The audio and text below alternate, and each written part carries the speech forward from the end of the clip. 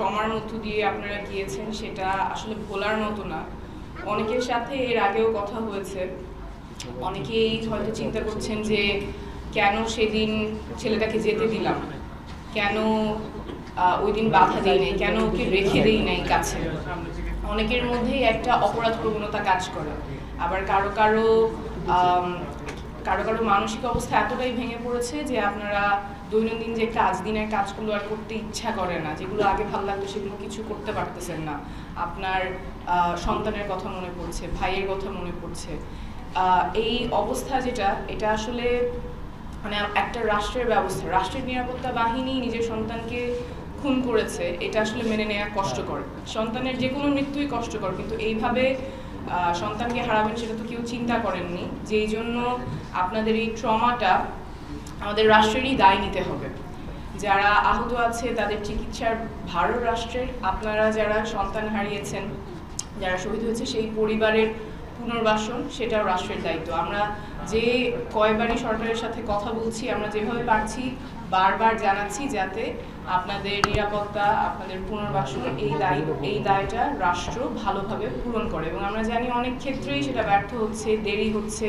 শহীদ পরিবারের চিকিৎসা যদিও বলা হচ্ছে যে একদম ফার্স্ট প্রায়োরিটি পাবে হাসপাতালে গেলে, কিন্তু আমরা শুনছি যে আপনি যখন হাসপাতালে যান কাকে বলবেন, কোথায় বলবেন, সেই নির্দেশনাটা নাই।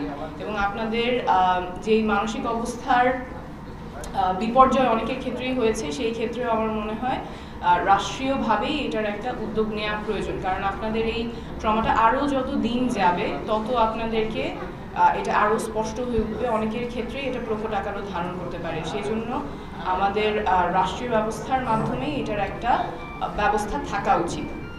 আর আপনাদের যে কোনো সমস্যায় আমাদের সাকিব ভাই আছেন, আরও অনেকেই এখানে আছেন, যে কোনো সমস্যায় আমরা পাশে থাকবো। এটা এনসিপি হিসেবে না, এটা কোনো রাজনৈতিক দল হিসেবে না, দেশের প্রতি আপনারা যে ত্যাগ স্বীকার করেছেন সেই দায় থেকেই আমরা সবাই আপনাদের যে কোনো প্রয়োজনে পাশে থাকতে চাই।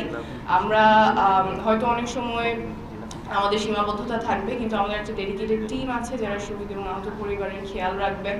আপনারা যোগাযোগ করবেন আমাদের এখানে যারা লোকাল প্রতিনিধি আছেন তাদের সাথে, যে কোনো প্রয়োজনে আমরা সর্বোচ্চটা দিয়ে আপনাদের পাশে থাকার চেষ্টা করব। এবং আপনাদের প্রিয়জন যে স্বপ্ন নিয়ে দেশের জন্য জীবন দিয়েছেন, সেই স্বপ্নটা যাতে আমরা বাস্তবায়ন করতে পারি, দেশটা যাতে আবার আগের মতো হয়ে না যায়, যেখানে দেশের নাগরিককে, এই 16-17 বছর বয়সী ছেলেমেয়েদেরকে তারা আঘাত করছে, শুধুমাত্র তারা ন্যায়ের কথা বলছে সেজন্য, শুধুমাত্র তারা অন্যায়ের প্রতিবাদ করছে সেজন্য তাদেরকে আঘাত করছে, ক্ষতি করছে, কারো চোখ কেড়ে নিয়েছে, কারো হাত কেড়ে নিয়েছে, কারো জীবনটাই কেড়ে নিয়েছে। এই বাংলাদেশে আমরা ফেরত যেতে চাই না, এমন বাংলাদেশ আমরা আর চাই না। সেই জন্য যা যা পরিবর্তন করার প্রয়োজন আইনে, আমাদের প্রতিষ্ঠানগুলোতে, সেগুলোর কথাই আমরা বলছি। আপনাদের কাছ থেকে আমরা বারবার সেটাই শুনছি যে আপনারা এমন একটা দেশ চান যেখানে দেশটা মানুষের জন্য কাজ করে। আগে আপনাদের সাথে যেটা হয়েছে সেটা যাতে আর কারোর সাথেই না হয়, সেই লক্ষ্যেই আমরা কাজ করছি। আমরা আপনাদের সাথে থাকবো এবং আমরা চাই আপনারাও আমাদের সাথে থাকেন যাতে এই কঠিন কাজগুলো আমরা করতে পারি। আমাদের সাথে আমাদের জন্য শুভকামনা রাখবেন।